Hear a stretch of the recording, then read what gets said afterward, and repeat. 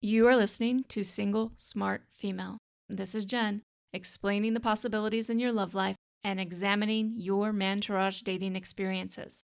I am here to help you do life and love on your terms by tipping the scales of love permanently in your favor. So don't forget to text this episode to all of your single smart girlfriends, and let's get started. Hey there, single smart female. It's Jen, your romantic fairy godmama, coming to you today with a single smart female listener question. Miss Best Friend Zoned writes, Dear Jen, firstly, I am so grateful to the universe that I found your podcast. My dilemma is simple. My best friend and I used to have a friends with benefit relationship for about a year. This was because he was not ready to commit for life reasons.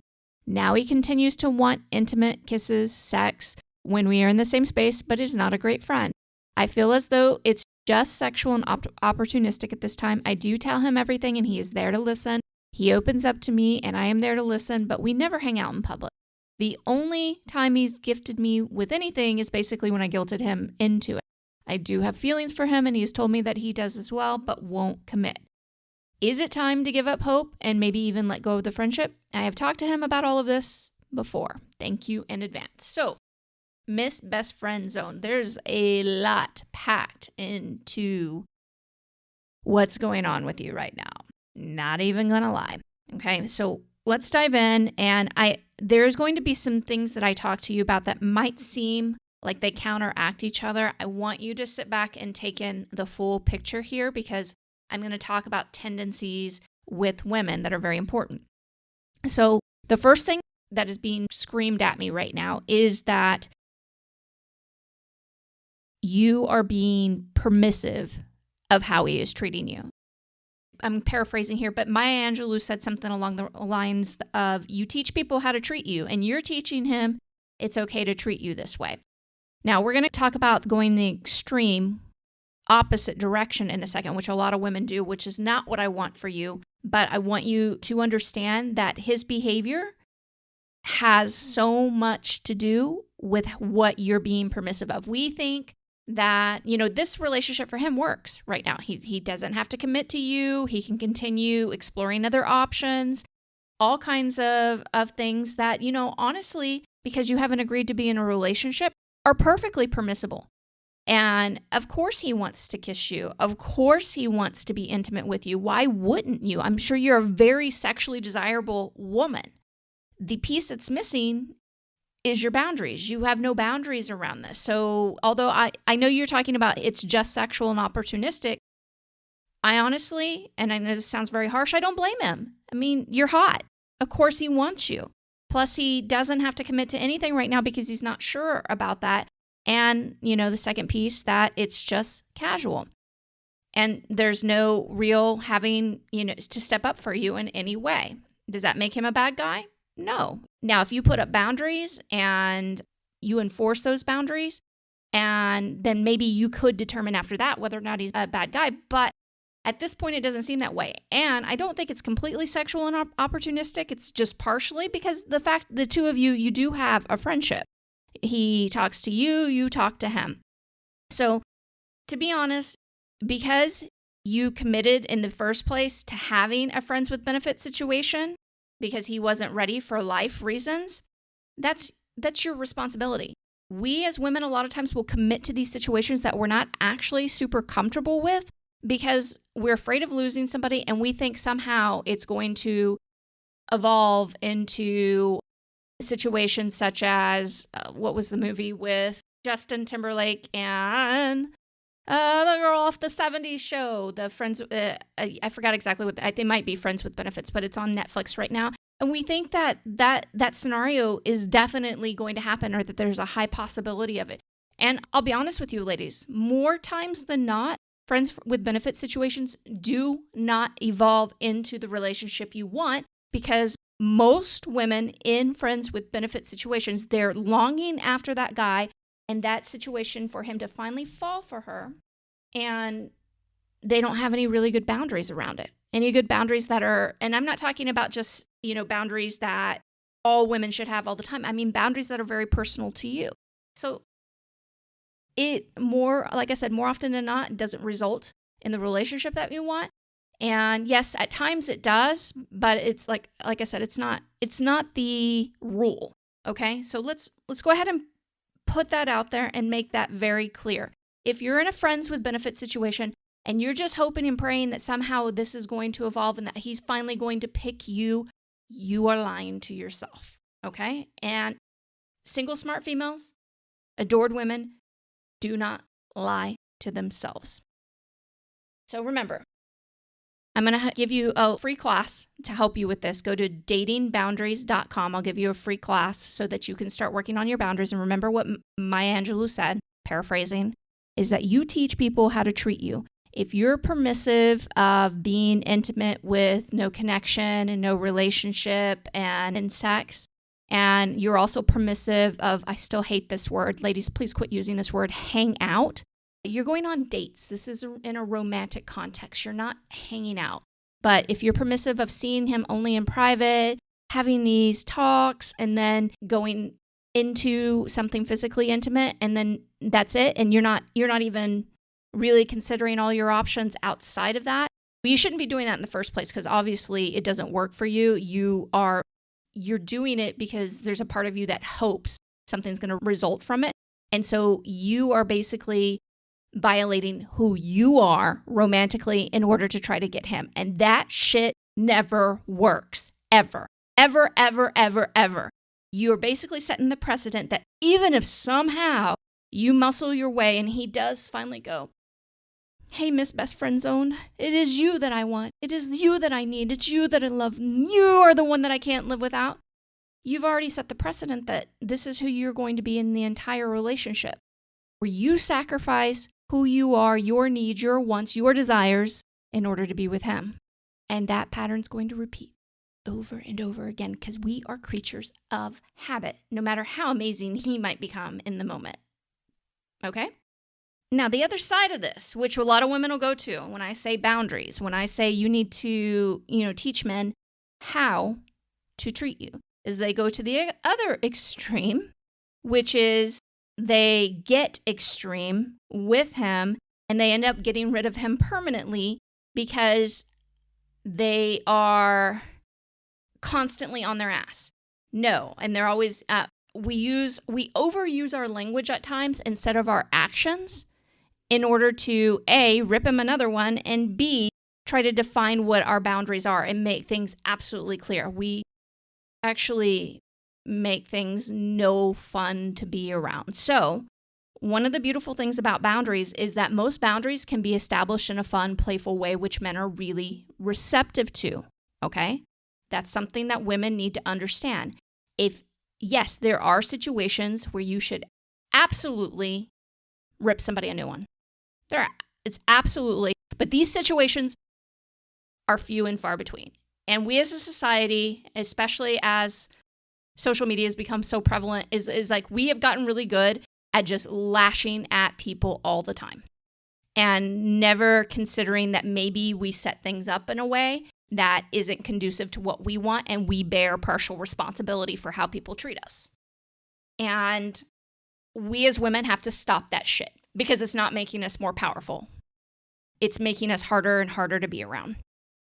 And that's it. And I know I just totally stepped on a whole bunch of fucking toes there. But there are women out there, as much as I love women, that I don't have a fucking desire in hell to be around because all they do is lash. All they do is criticize. All they do is fault find. All they do is make sure that you know how wrong you've been and that their feelings are severely hurt. Okay, and there's no room for redemption. And if there's no room for redemption or connection or any kind of growth, and you're the one that's actually laying down the law and not giving, any flexibility in there whatsoever, then what's the point? What's the point? Relationships have a give and take flow to them. Yes, you teach men, you teach people how to treat you, but go for the playful and fun first. Be the person who, yes, sets good boundaries in a way that doesn't feel like you're slamming a 300-ton anvil on top of their head. All right? We can do that as women. We can have fun with it. And let me tell you, especially with men, this will be 1 billion times more effective in you creating everything you want, because he'll be drawn to you. And it's so much more fun to be around you. Now, again, that doesn't negate the fact that at times you do have to rip somebody another one. It happens. But don't wait until you're actually pushed into a corner, okay? Then use it. Because if you're using it all the time, it becomes extraordinarily ineffective. Really ineffective, and it's going to keep you from getting everything you want romantically. Now, there's another piece here that I noticed, and you are keeping a list of everything that he does wrong. If you keep a list, and we women are very good at this, if you keep a list of everything that somebody does wrong, all you're going to eventually get is a shit potential for a relationship. There's nothing to build on. Okay? Men do not thrive in your disappointment and disapproval. Okay? Again, men do not thrive in your disappointment and your disapproval. That doesn't mean you have to be permissive of shitty-ass behavior. Not saying that whatsoever. But if all you focus on is what they're doing wrong, all you're ever going to get is what they're doing wrong, and you're going to get a crappy relationship. And nowhere for that relationship to grow. Nowhere to expand, and nowhere to actually connect. It's just not going to work. And that's something we as women have to understand. In that, we have so much power to influence men, but it's not with our disapproval.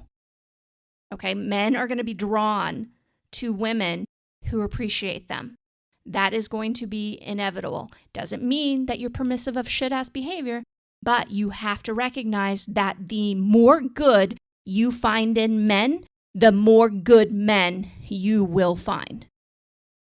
Understand that. Allow that to sink in. It's something you're going to hear me say frequently. The more good you find in men, the more good men you will find to be in your entourage and eventually the right relationship for you. Okay?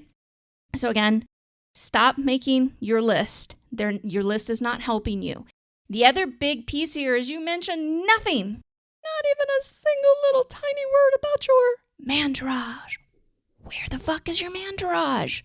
This would be so much easier to have good boundaries if you have an active, thriving mantourage. Why? Because you can focus on the men who treat you the way that you want to be treated, period.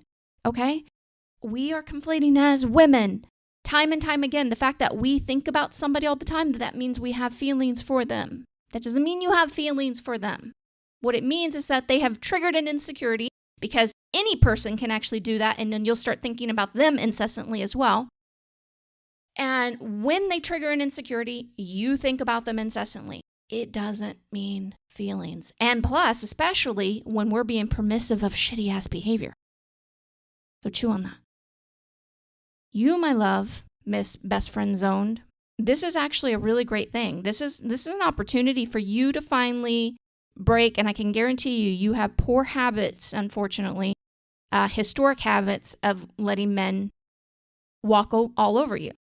You need to go to datingboundaries.com, and then you need to go to mantouragedating.com and take my free 3-day class and learn how to mantourage date the right way and open up your options in men, because you have decided and hyper-focused on somebody that is going to continue to treat you this way, and you've basically said to the universe, nah, this is good. This is the kind of treatment that I enjoy. I'll deal with the scraps of his attention and drive myself fucking nuts, instead of believing and taking action towards knowing that I can create the love life that I truly want. Okay, lover girl, it's time for the final thought on today's show. Friends with benefits situations rarely work out the way a woman secretly wants, which means As an adored woman, you must grow a pair of ovaries, develop your dating boundaries, and learn to mantourage date the right way in order to create the love life that you truly deserve. Hey, Lover Girl, don't forget to subscribe to the show in your favorite podcast app, as well as share this episode with all of your single smart girlfriends.